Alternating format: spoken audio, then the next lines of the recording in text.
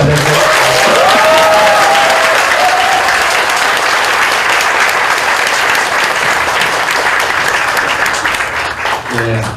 반갑습니다. 여기 옆에 죽이는 이야기 공연 줄 많이 서 있던데 거기 안 가시고 별로 재미도 없는 여기를 오셔가지고 어떻게 죽이는 이야기 못지않게 해드려야 되나 고민이 많습니다. 건건에 오신 것을 환영하고요.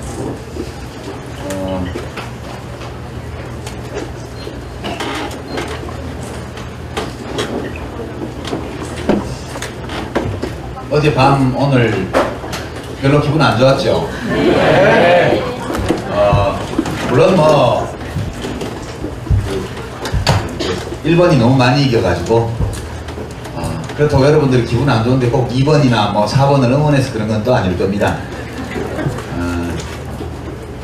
그러나 조금 기분이 별로 안 좋은 거는 사실이에요. 그래서 오늘 제가 이제 한국 현대사와 관련된 한 6가지 정도의 중요 쟁점을 가지고 이제 강연 준비를 했는데요. 그 책에 다 있는 내용을 여기서 또 얘기할 필요는 없을 것 같습니다. 그래서 쟁점만 줄여서 우리가 우리 역사를 생각할 때 좀 고민을 해봐야 될 주제들 이런 걸 좀 말씀드리려고 하고요. 어제 재보궐선거 있었고 오늘 이번 당의 공동대표들이 다 사퇴를 하시고 또 손학규 전 대표께서도 저녁이 있는 삶을 이루지 못한 채 개인적으로라도 저녁이 있는 삶을 찾기 위해서 이제 제가 갔던 길을 자유인으로 사시겠다. 저와 같이 팟캐스트를 하든가 그러면 재밌을 것 같아요. 기분이 별로 안 좋기 때문에 여러분들께 우선 위로를 좀 드려야 될 것 같아요. 위로를 한다고 해결되는 문제는 없지만 그래도 별로 기분 안 좋을 때는 위로를 서로 하는 게 좋은 것 같아요. 우선 선거가 끝나고 나면 승자가 있고 패자가 있는데 아침 신문을 보니까 좀 우리 인심이 너무 야박하다 그런 생각이 좀 들었습니다. 승패가 갈라지는 선거인데 뭐 옛날처럼 총칼 들고 해서 죽고 살고 하는 건 아니지만 그래도 일단 이제 패배한 후보와 정당들에 대해서는 위로를 좀 하고 승리한 정당과 후보에 대해서 축하를 하고 그리고 이제 패배한 쪽에 대해서는 특히 왜 졌는지 좀 깊이 생각해보고 우리 생각은 이런데 한번 고민해보세요. 이 정도가 적절하지 않나 싶어요. 그런데 아침 신문들을 보니까 내 그럴 줄 알았다 이런 식의 위로가 필요한 사람들에게 매를 때리는 이런 기사들이 너무 많아서 마음이 좀 아팠어요. 만약 졌다고 무조건 욕먹을 것 같으면 시장 점유율을 1등 못하는 신문이나 방송도 전부 욕먹어야 돼요. 그렇잖아요. 꼭 1등만 존재할 가치가 있는 건 아니잖아요. 그래서 이제 새삼 한 35년 전의 일이 기억이 났습니다. 제가 대학교 2학년 때였는데 1979년도에 박정희 대통령이 서거하던 그 해 가을에 교내 시위가 좀 크게 일어나서 신나게 데모를 하다가 경찰한테 밀려가지고 이제 도서관 근처에서 하다가 뒤에 자연대에 있는 쪽에 그 테니스 코트 있는 근처로 도망을 갔어요. 체류탄에 쫓겨가지고 가보니까 거기 사람들이 테니스를 치고 있더라고요. 그때 그 테니스장 뒤로 도망가서 잠시 숨어 있으면서 여러 가지 생각을 했던 기억이 나요. 여긴 테니스를 치고 있단 말이지.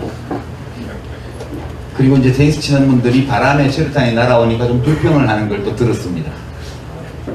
그때 제 느낌이 이 세상은 참 여러 가지 얼굴을 가지고 있구나. 사람들의 생각과 살아가는 방식도 가지가지구나. 이런 느낌이 들었습니다. 그럼 나는 내 사는 방식대로 가는 거지 뭐. 누군들 테니스 치고 놀고 싶지 체류탄 마시면서 데모하고 싶은 사람이 누가 있겠어요. 그래도 각자가 선택한 삶이니까 어쩔 수 없지. 어린 마음에 약간의 상처를 받고 스스로 그렇게 위로하면서 다시 이제 돌을 주워가지고 도서관 쪽으로 갔던 기억이 납니다. 제가 이제 원래 준비한 쟁점으로 들어가기 전에 여러분들에게 위로가 될 만한 역사적 사실 몇 가지를 지금 메모를 해왔습니다. 이 사실들은 우리에게 뭔가를 얘기를 해주는데요. 우리 인간이 어떤 존재인지에 대한 이야기를 해줍니다. 우리 인간은 사실 천사와 악마 사이에 있는 중간계에 사는 생물이고요. 이제 성현과 성인군자와 짐승 같은 사람의 사이에 답을 있다고 저는 생각해요. 그렇기 때문에 사람이 하는 일은 사람은 합리적인 면을 갖고 있지만 동시에 감정과 충동의 지배를 받기 때문에 사람이 하는 일은 다 온전할 수가 없어요. 이게 우리가 보통 더 좋은 세상, 더 좋은 삶을 바라는 사람들은 합리성을 추구하죠. 합리성을 추구하고 앞뒤가 맞게 사람들이 생각하고 행동하는 것을 바라죠. 근데 사람은 그런 존재 아니거든요. 그래서 때로 우리 앞에서 벌어지는 어떤 현실, 우리 역사 속에서 벌어진 사건 이런 걸 볼 때 막 화가 날 정도로 이해하기 어려운 그런 일이 있을지라도 그것이 매우 정상적인 현상이다. 그렇게 생각해야 된다고 봐요. 그게 너무너무 자연스러운 거다. 그런 거예요. 오다가 트위터를 좀 검색을 해봤는데 노회찬이라는 이름으로 검색을 해봤는데요. 어떤 분이 올려놓기를 그분은 또 굉장히 유명한 러시아의 어떤 좌절한 혁명가, 암살당한 혁명가 이름을 그 아이디로 쓰시던데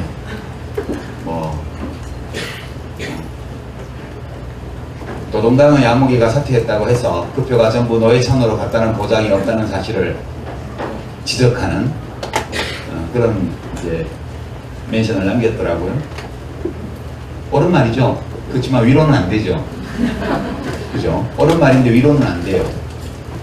이성적으로 생각하면 맞아, 그래. 또 어떤 분은 닉도 괴상한 분이던데요. 7월은 기분 좋게 마감한다. 안철수 김한길의 사태와 노회찬의 낙선을 보는 것만으로 크게 기쁜 7월이었다. 그렇게 올려놨더라고요. 세상은 넓죠. 사람은 많고요. 그 많은 사람들이 서로 다 다릅니다. 어떤 사람들이 몹시 기분 나쁘다는 감정에 사로잡히는 똑같은 일을 놓고 어떤 사람은 그 일로 해서 7월이 기쁨으로 충만했다고 얘기를 하는 게 우리 인간 세상이거든요. 별로 위로가 안 되죠, 여기까지. 역사라는 것은 인간 행위의 기록인데 인간 자체가 불완전하고 모순적인 존재이기 때문에 사람들이 한 모든 행위도 합리성과 또 불합리한 일관성과 모순 이런 것들을 다 포함하고 있습니다. 우리 현대사도 마찬가지라고 저는 생각하는데요. 인간이 좀 온전해야 되고 또는 완전해야 되고 아름다운 존재여야 되고 합리적이어야 되고 이성적이어야 되고 어떤 좋은 꿈을 추구하는 그런 존재여야 한다는 그 당위 또는 우리의 지향, 우리의 바램 이런 것은 좋은 일이지만 이것에 너무 매달리면 그러면 때로 좌절감, 허무의식에 갇히게 돼요. 그래서 제가 지금 여러분께 이 몇 가지 사례를 말씀드리는데 이런 사례를 자꾸 생각하는 것은 아무리 참혹한 현실 앞에서도 자기를 위로하는 그런 불패의 정신승리법이 될 수 있습니다. 그래서 이제 몇 가지 사실을 말씀드리면요. 1972년 11월 21일 이날 유신헌법에 대한 국민투표를 했습니다. 투표율과 혹시 찬성률을 알고 계신 분 계세요? 책 읽어보셨으면 아실지 모르겠는데 91.9%가 투표를 했고요. 91.5%가 찬성을 했습니다. 놀랍죠? 투표를 안 가면 때려 죽이나? 그건 아니었거든요. 그냥 집에 가만히 숨어 있으면 돼요. 그런데도 무려 91.9%가 투표를 하러 갔어요. 현직 대통령이 탱크를 동원해서 국회를 해산하고 언론기관을 다 점거하고 헌정을 완전히 무너뜨린 다음에 그러니까 현직 대통령이 쿠데타를 또 해가지고, 그래가지고 국회 기능을 다 정지시키고 자기 마음대로 헌법안을 만들어가지고, 그래갖고 그 당시 헌법에는 이렇게 할 수가 없게 돼 있었어요. 이렇게 헌법과 법률에 따라서 할 수 없기 때문에 헌법을 다 밟아버리고 지 마음대로 국민투표를 한 거예요. 근데 이 헌법 개정안의 91.9%가 갖고 투표소에, 그 중에 무려 91.5%가 찬성했어요. 투표장에 가서 반대 의사를 표시한 사람은 8.5%였습니다. 1000명 중에 85명이, 1000명 중에 915명은 가서 찬성을 찍었어요. 그러니까 이것은 잘못된 것이라는 이성적 판단, 그리고 이것이 잘못되었다는 나의 판단을 표현하기 위해서 투표장에 가서 반대를 찍는 용기, 이 둘을 다 가진 사람이 1000명 중에, 투표하러 간 1000명 중에서 85명만 그런 판단력과 용기를 갖고 있었어요. 나머지는 이건 옳은 일이야, 진짜 이렇게 했어야 돼, 옳은 일인지 아닌지는 잘 모르겠지만 어쩔 수 있겠어, 대통령이 한다는데 받아들여야지, 또는 이건 옳지 않은 일이지만 혹시 가서 반대를 찍었다가 들키면 죽을 거야, 사실 들키지도 않아요, 미리 겁먹고, 그렇게 가서 찬성표를 찍은 사람이 1000명 중에 915명. 대한민국이 42년 전에 이런 나라였어요. 지금 현실은 괜찮죠, 여기에 비하면. 1980년 10월 22일 날, 아무도 구국의 결단을 요청 안 했는데 지 맘대로 구국의 결단을 한, 머리숱이 좀 없는 어떤 사람이 쿠데타를 해서 제5공화국 헌법을 국민투표에 붙였습니다. 이때 95.5%가 투표를 했고요. 더 많아요, 72년도보다. 91.6%가 찬성했어요. 찬성률은 거의 비슷해요. 이번엔 1000명 중에 916명이 찬성했어요. 이때도 마찬가지로, 이건 불과 34년 전의 이야기입니다. 이것은 잘못된 일이고, 가서 반대 의사를 표시해야 되겠다는 판단력과 용기 둘 다를 가진 사람이 1000명 중에 84명밖에 없었어요. 30여 년은 그리 긴 세월이 아니거든요. 이때 제가 22살 때예요. 지금 55인데. 불과 얼마 전의 일입니다. 지금은 훌륭하죠. 야당을 130명이나 뽑았잖아요. 아니, 140명. 지금 새누리당이, 여당이 157석인가 그렇게 됐으니까, 여하튼 무소속 빼더라도 한 140명은 야당을 뽑았잖아요. 훌륭하죠, 이만하면. 저는 그렇게 생각합니다. 많은 위로를 받아요. 1987년 12월 16일 날요. 그게 13대 대통령 선거입니다. 민주화 이후의 첫 대통령 선거. 이때 노태우 민정당 후보가 36.6%를 받았습니다. 신민주공화당 김종필 후보가 8.1%를 받았어요. 이걸 합치면 44.7%. 그 다음에 김영삼 후보가 28, 김대중 후보가 27.1, 둘이 합쳐서 약 55%를 받았습니다. 7년 전에 91.6%가 그 50 헌법 개정안에 찬성했던 국민이 불과 7년 후에 55%가 야당 후보에게 투표했어요. 엄청난 변화죠. 근데 당선은 노태우 씨가 됐어요. 그래서 군사독재 정권이 합법적으로 연장됐죠. 1997년 대통령 선거 때요. 그때가 IMF가 나서 나라가 부도 위기에 들어갔고 완전 이제 국가 경제를 다 망친 상황인데 김대중 대통령 당선자가 40.3%밖에 못 받았어요. 이회창 후보가 38.7%를 받아서 불과 이제 1.9% 정도 차이로 당선이 되었죠. 이때도요 40%밖에 못 받은 거예요. 이인재 씨가 독자 출마를 해가지고 경선불복하고 19.2% 무려 493만 표를 가져가지 않았더라면 이 중에 300만 표는 영남에서 받은 거거든요. 그랬더라면 김대중 후보가 당선될 수 없었으리라고 저는 봐요. 그래서 사람들이 다 착해야 착한 일을 할 수 있는 것은 아니다.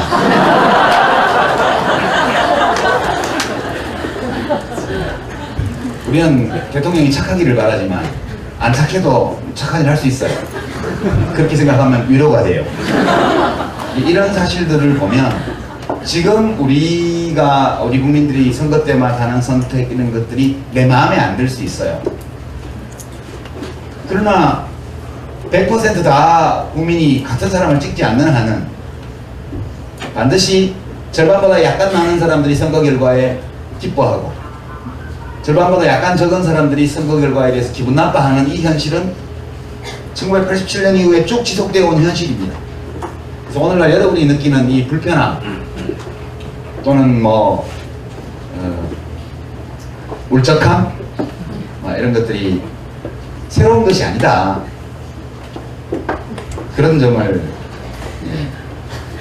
말씀드립니다. 이렇게 생각하니까 대한민국 국민이 아주 훌륭하지는 않아도 또 그렇게 못난 것도 아니다.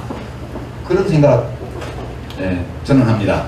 여러분들에게도 이 불패의 정신승리법이 도움이 되기를 바랍니다.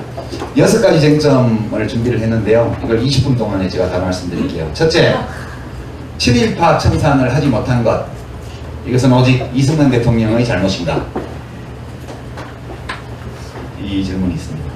두 번째가 대한민국이 경제적으로 잘 살게 된 것. 산업화. 박정희 대통령의 업적인가.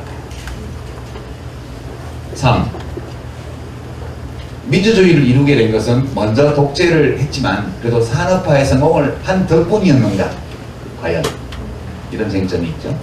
네 번째는 이렇게 양극화, 비정규직, 소득격차, 자산격차 이런 것도 벌어져 있는데요. 지금 오늘날 우리가 겪고 있는 이 경제사회적 양극화는 진보정부의 책임인가. 왜냐하면 이 지표상 이 현상이 뚜렷하게 나타난 것이 김대중 대통령, 노무현 대통령 정부 때 10년 동안 벌어진 일입니다. 다섯 번째, 오늘날 한국의 민주주의는 위기에 처했는가. 김대중 대통령 돌아가시기 전에 3대 위기 말씀하셨잖아요. 그 중에 민주주의 위기가 포함되어 있었죠. 남북관계의 위기도 있었고 민생의 위기도 있었고요. 인터넷에 들어가 보면 우리 민주주의가 흔들리고 있고 무너지고 있고 위기에 처했다는 이런 개탄이 많이 나오고 있는데 정말 그런가?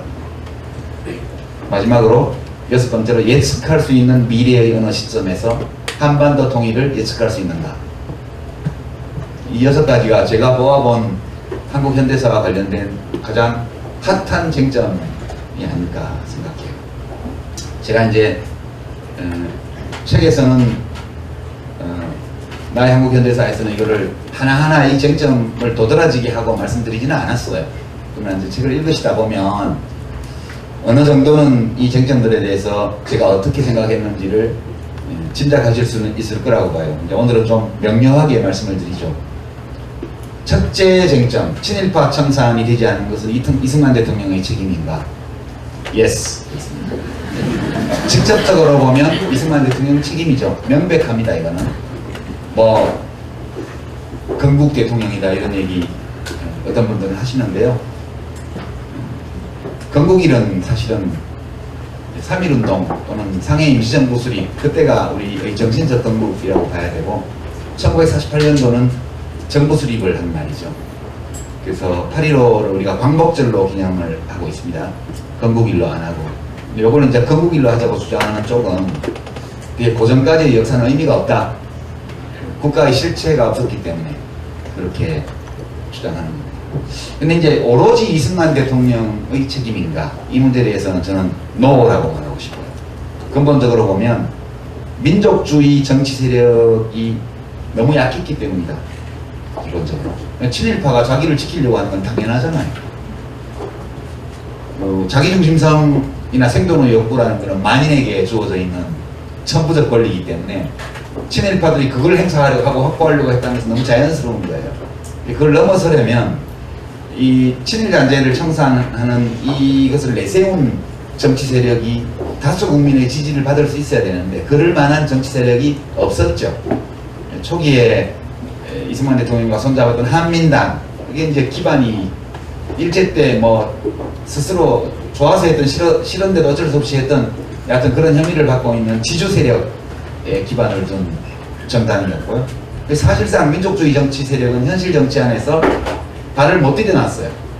그게 민족주의하고 공산주의, 사회주의하고 막 뒤섞여 있었기 때문에 미군 정상에서 이게 안착되기가 어려웠고요. 이제 그 결과 초창기 대한민국은 사실상 친일파가 세운 정부였고 친일파가 지배한 국가였다. 저는 그렇게 생각합니다. 그리고 이제 근데 인적 청산은 됐어요. 결국은 법정에서는 하나도 청산을 못했지만 예, 위대하신 어떤 분이 자연사의 축복을 내려주셔가지고 예, 더 이상 이분들이 권력의 정점에 머물러 있을 수 없는 예, 그런 상황이 됐습니다. 시간이 흐르면서 자연스럽게 그렇게만 말씀드리고요. 두 번째 쟁점으로 가서 산업화는 박정희 대통령의 업적인가? Yes, but 이렇게 Yes, however 이렇게 이해를 못할 거예요. 여기 이제 그래프를 제가 책에다가 썼는데요.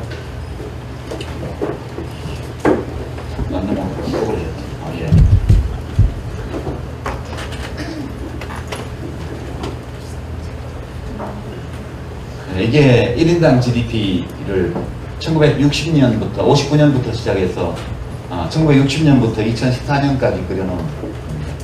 이걸 이제 꼭 시점을 선으로 연결하면 이렇게 되죠. 여기 보시면 5.16 쿠데타가 1960년에 61년에 났는데 그때부터 유신 날 때까지는 거의 땅바닥에 붙어 있어요. 1인당 GDP가 80불대에서 시작을 해가지고 성장률이 뭐 5% 6% 가도 워낙 베이스가 낮기 때문에 증가폭은 조금밖에 안 돼요. 80불짜리가 5% 성장하면 4불 성장하는 거니까 84불. 그래서 다시 5% 성장해봐야 90불 그런 거잖아요. 그러니까 거의 표시가 안 나요. 비행기로 치면 활주로 위에 달리는 거예요. 그냥 시동 걸고. 이건 이제 약간 비행기 앞쪽에 들리기 시작한 게 유신이 나던 1972년 무렵이 비행기 앞부분이 약간 들린 상태예요. 가속도가 붙어가지고.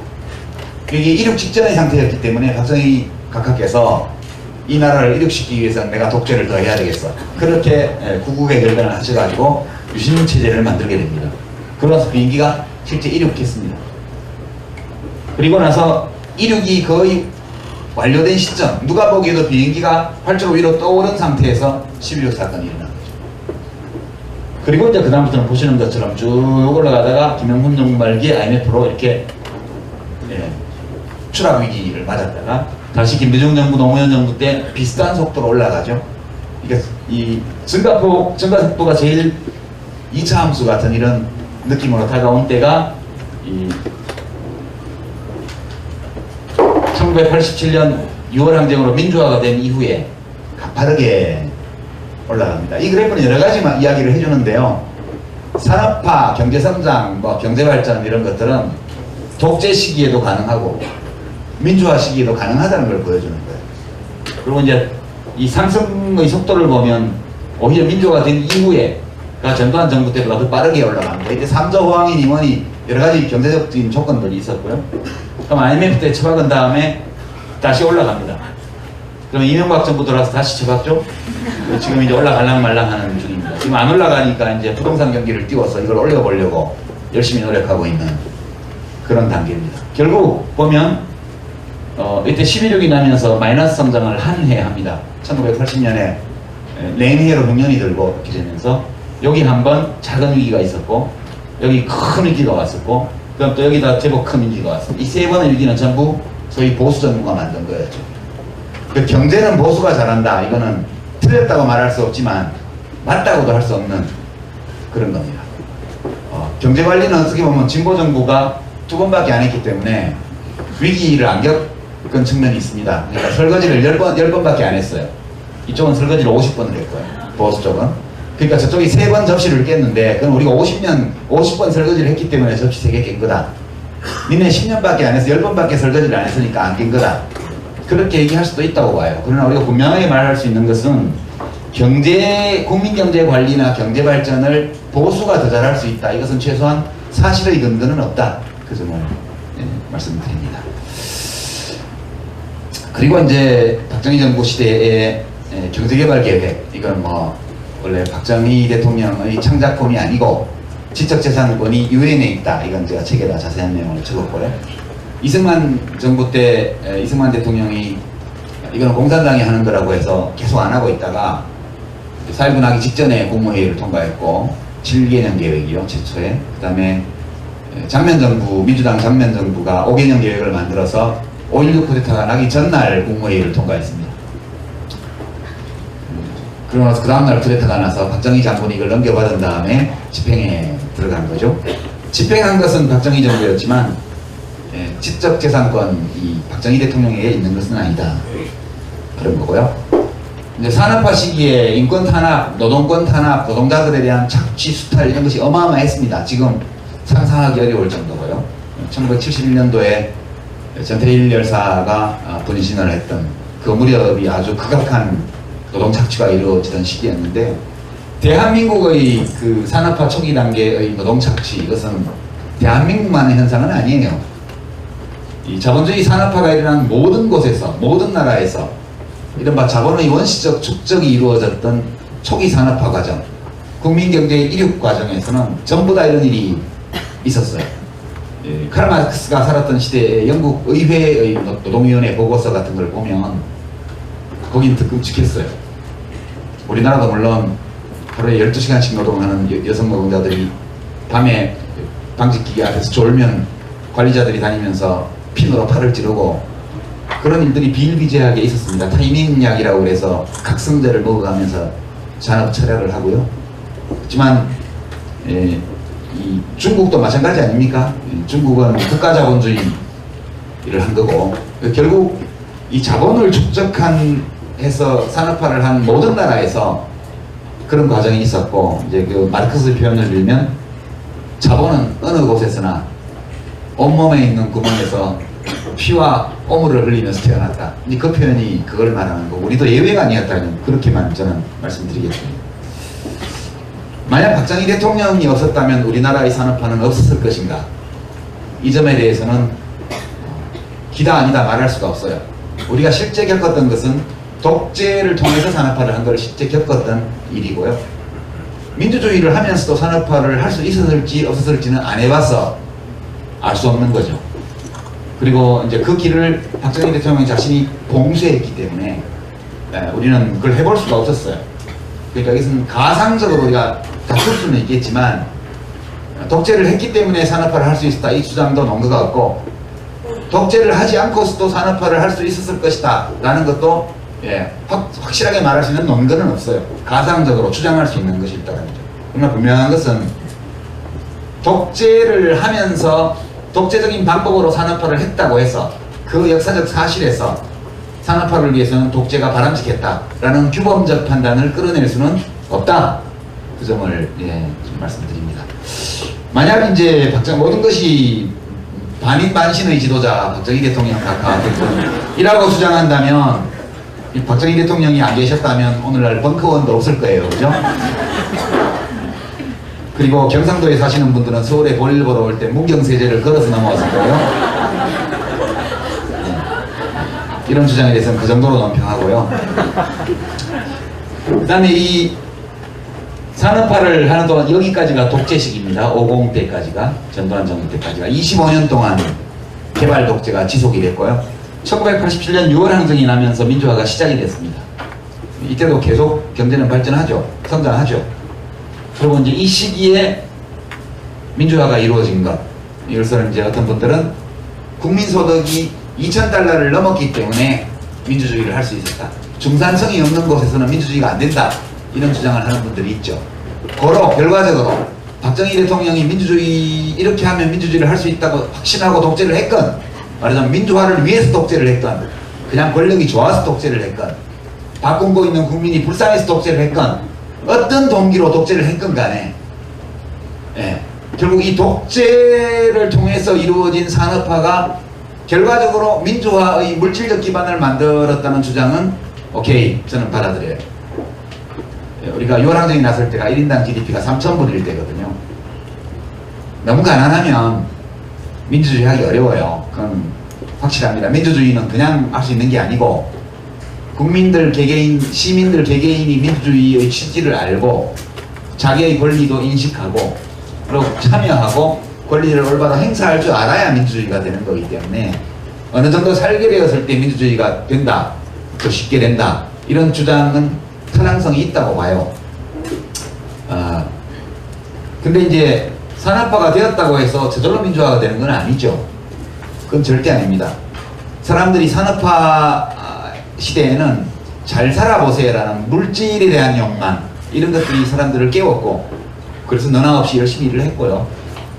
그 다음에 조금 먹고 살만해지니까 이제는 밥만 먹고는 못 살겠어, 좀 자유, 나의 인격적 존엄, 이런 거에 대한 요구가 저절로 생기는 거예요. 그래서 이게 경제 이론으로 보면 트레이드 오프 또는 상쇄 관계라는 건데요. 우리가 가지고 있는 다양한 욕망 사이에 트레이드 오프가 가능하냐? 저는 가능하다고 봐요. 우리는 밥도 먹고 싶고요, 좋은 곳에서 잠도 자고 싶고 옷도 잘 입고 싶어요. 이런 물질에 대한 욕망이 있어요. 동시에 자유롭게 살고 싶고 내가 내 스스로를 존중하고 타인을 존중하고 다른 사람으로부터 존중받고 싶다는 욕구 또한 있고요. 그리고 그 자유를 통해서 내가 바람직하다고 내가 원하는 그런 삶을 살아가겠다는 이른바 자아실현의 욕망 또한 가지고 있는 거거든요.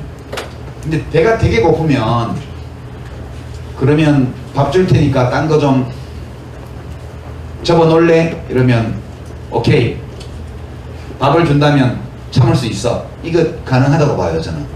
그래서 욕망 사이에 트레이드 오프가 일어날 수 있다는 거예요.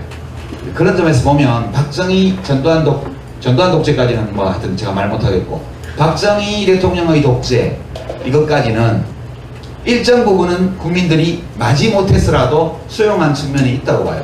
이런 발언을 또 굉장히 날카로운 분들이 잘못 해석하시게 되면 결국 국민의 동의를 받은 독재였다, 이런 주장을 제가 한 걸로 말씀하실 수도 있는데, 결과적으로 91.6%, 91.5%가 가서 찬성표를 찍었잖아요. 물론 공포 분위기 속에서 한 거지만 그래도 저항하려면 할 수 없었던 건 아니에요. 그런 점에서 보면 적어도 소극적인 측면에서 받아들였던 측면이 있다고 저는 봐요. 이것을 도저히 참을 수 없게 되었을 때, 그때 이제 민주화가 시작된 거죠. 그러니까 1979년 부마항쟁이 일어나고 나서 집권 세력의 내분이 일어나서 김재규 중앙정보부장이 박정희 대통령을 권총으로 살해했습니다. 이제 그런 점에서 보면 박정희 대통령은 자기 성공의 희생자라고 볼 수 있다고 저는 봐요. 동기는 아무도 모릅니다. 여러분, 진정성, 선한 동기 이런 걸 따지지 마세요, 정치인들한테는. 그런 건 별로 중요한 게 아니에요. 저는 잘해보려고 노력했지만 제가 선거에 나와서 떨어져서 민폐를 끼쳤고요. 이인재 씨는 지가 대통령이 되려고 출마했는데 김대중 대통령을 당선시켰잖아요. 현실 정치에서는 동기가 중요한 게 아니에요. 결과를 봐야 돼요. 박정희 대통령은 무엇 때문에 장기 집권을 하고 독재를 했는지에 대해서는 박정희 대통령을 좋아하는 분들은 국민을 위해서 그랬다고 하는 거고요. 싫어하는 분들은 성격이 나빠서 그렇다고 얘기합니다.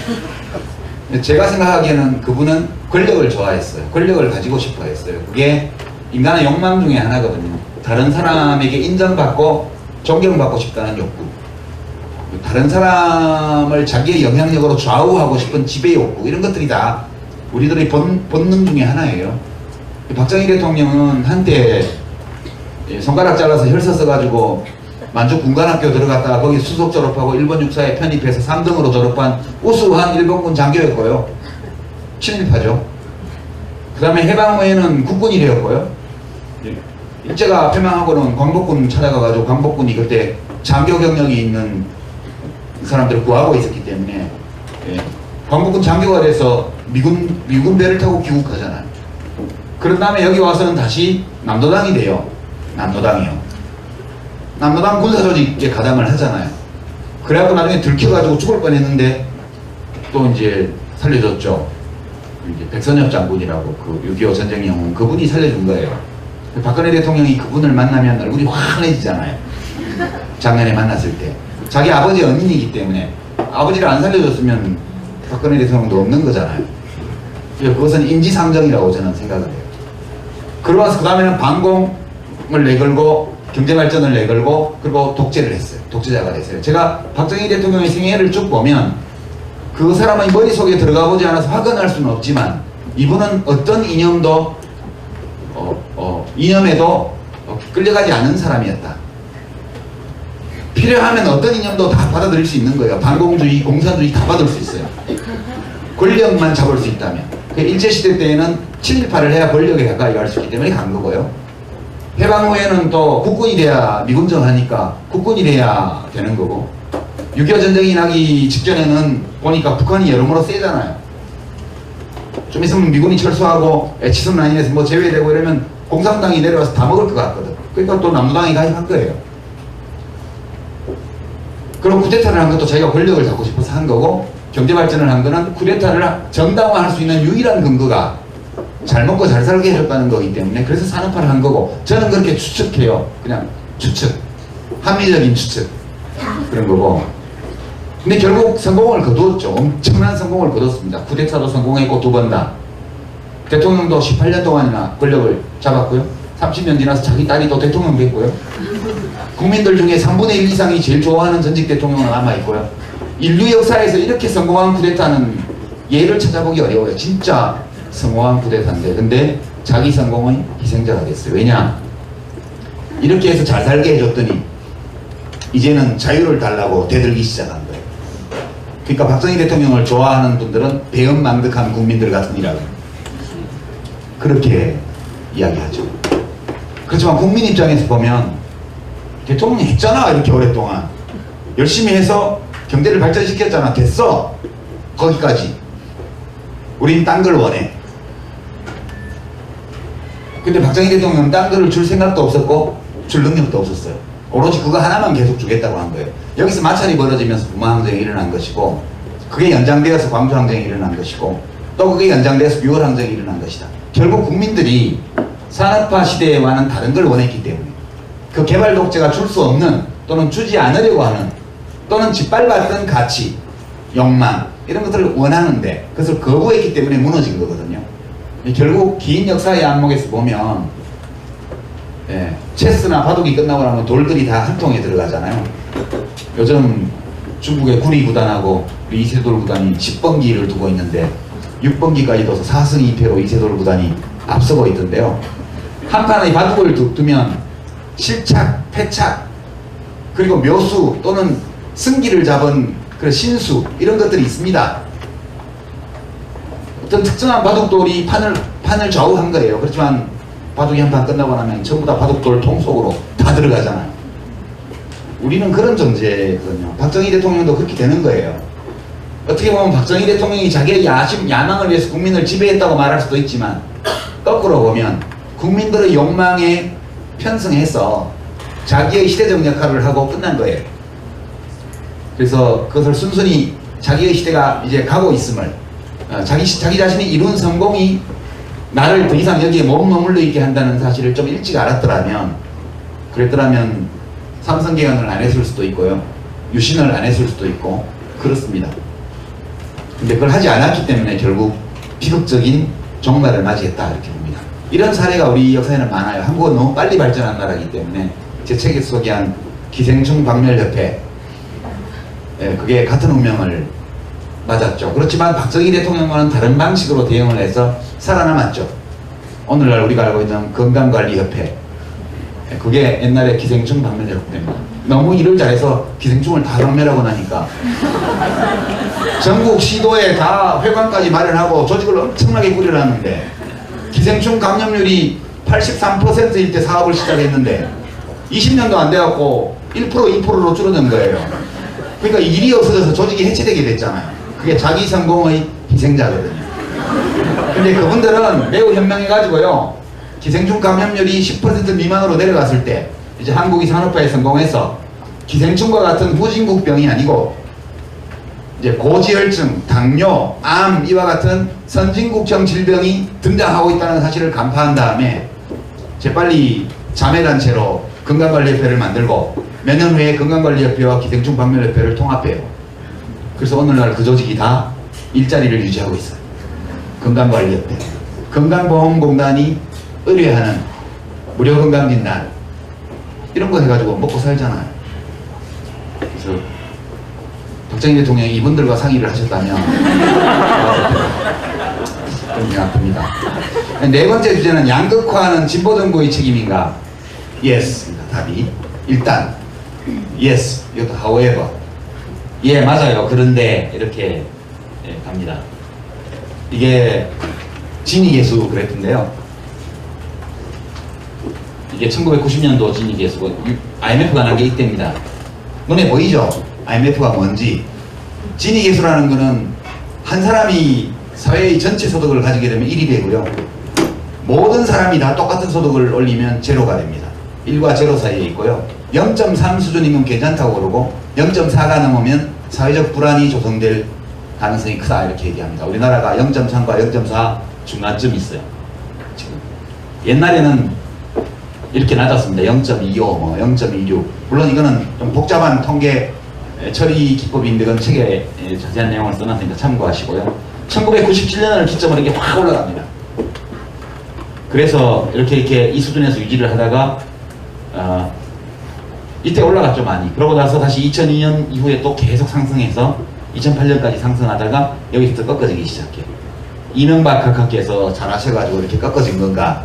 그건 아니에요. 이명박 각하는 아무 일도 안 하셨는데 이게 심각해지고 있을 때 한 여러 조처들의 효과가 나중에 나타나서 이렇게. 이건 연구가 좀 필요한 대목입니다. 그러나 여하튼 진보정부 10년 동안 이게 이렇게 온 건 사실이잖아요. 1997년 8년부터 2008년까지 이 기간 동안에 악화된 것은 분명한 사실이에요. 근데 왜 악화되었나? 이 얘기를 하면 또 경복궁 무너지면 대원군 책임이냐 그런 얘기 나올 수도 있는데요. 본질적으로 보면 IMF 경제위기 때문이라는 그래프상으로 명백합니다. 이게 대량 해고, 소위 정리해고가 도입되었고 노동시장 유연화라는 이름으로 비정규직 사용이 급증하게 됐습니다. 2006년도에 비정규직법을 만들었는데 이 정도의 법 가지고는 안 막아질 만큼 문제가 심각했던 겁니다. 그러나 이때 만든 법이 더 악화되는 것을 막았어요. 더 악화되는 거는. 왜냐하면 그 2년 유예기간을 줘서 2006년에 통과시키고 나서 발효된 게 2008년, 2009년 무렵에 비정규직법이 그 불완전한 법이지만 발효되기 시작합니다. 그러면서 이게 꺾어지죠. 결국 결론은 데이터를 보면 진보정부 때 벌어진 게 맞다.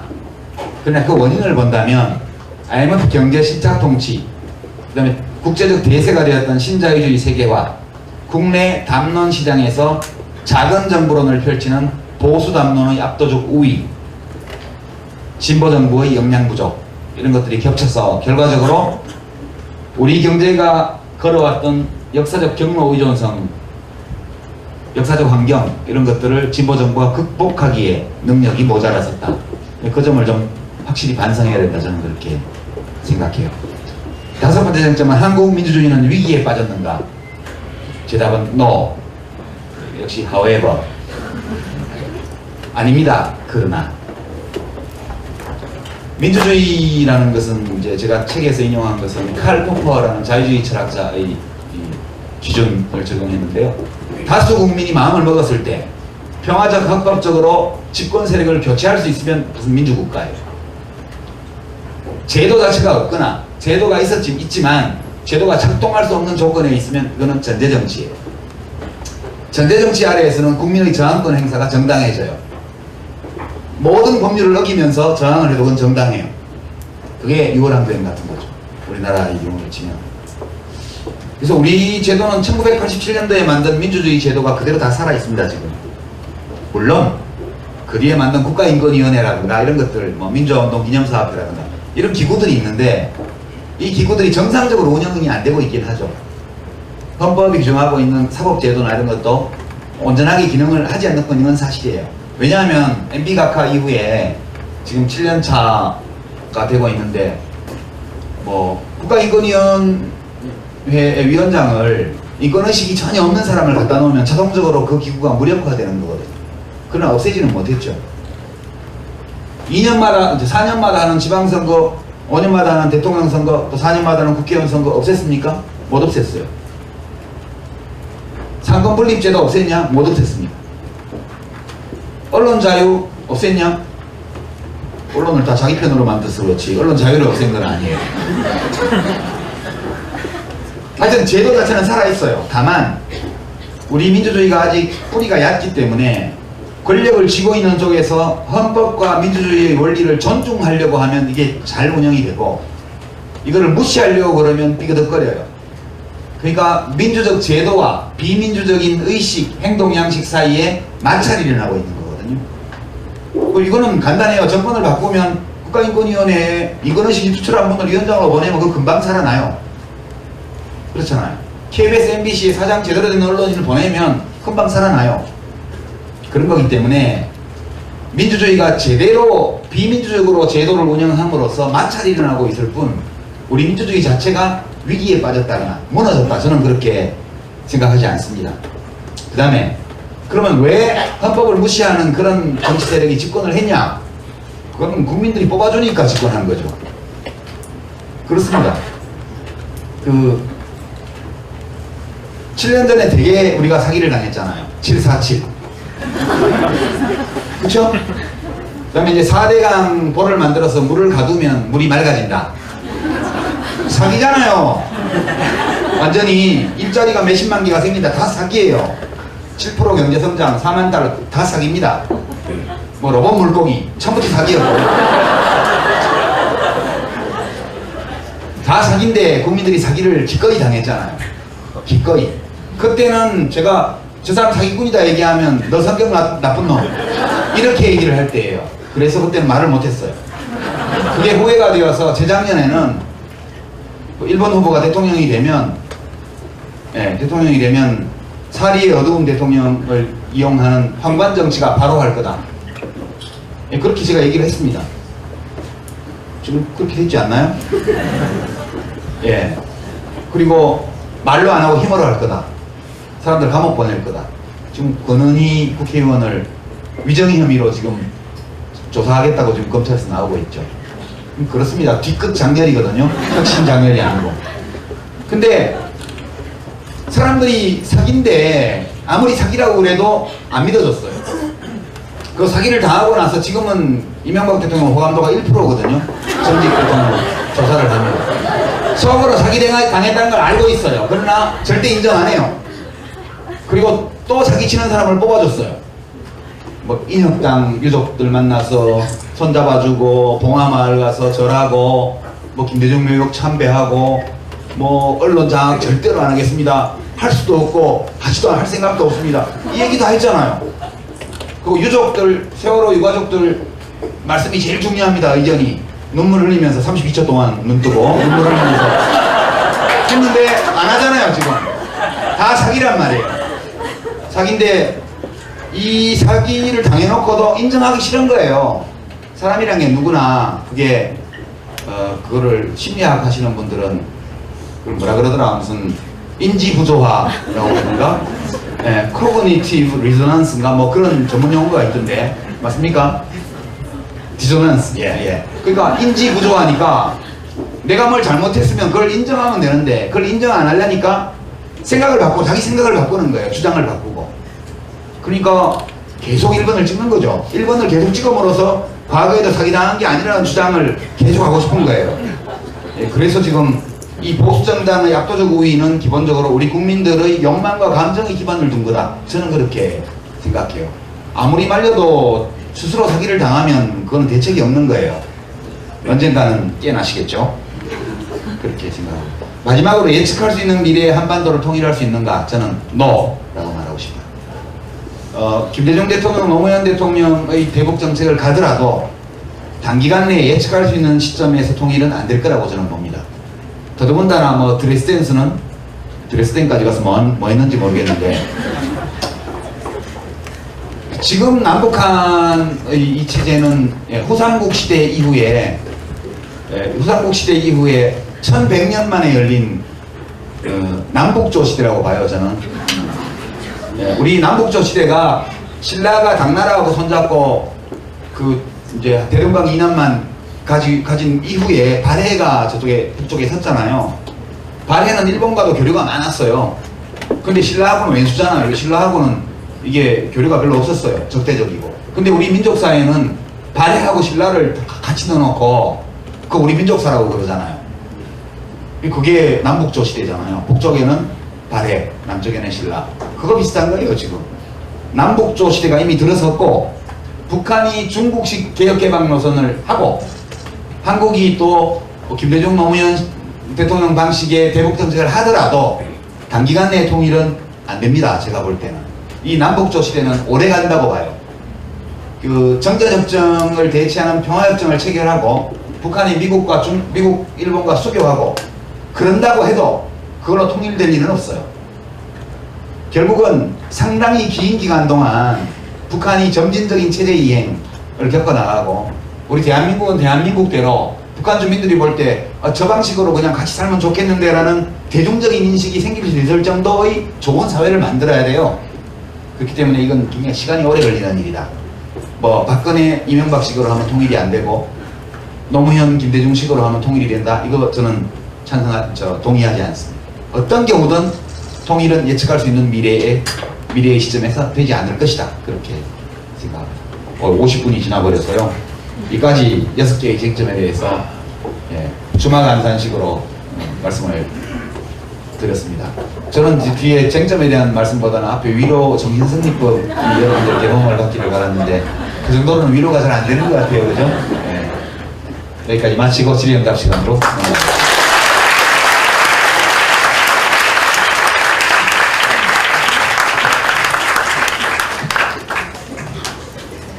생일 축하합니다. 생일 축하합니다. 생일인데요. 이번 주 월요일에 유시빈 선생님 생일이었습니다.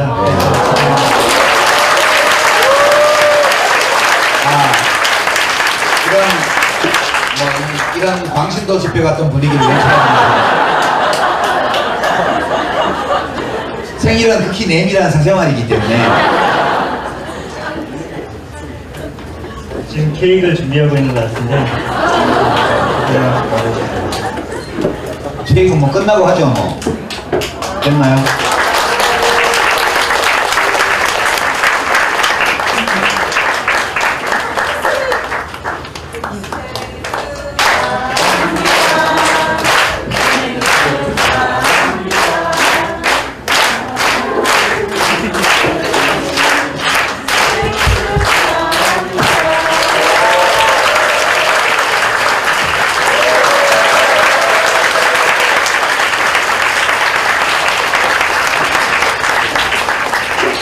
이건 틀림없이 배후에 저희 팬클럽이 있는 게 아닌가 하는 합리적 의심을 해봅니다. 끝나고 나서 나눠 먹겠습니다, 같이. 이거, 커팅만.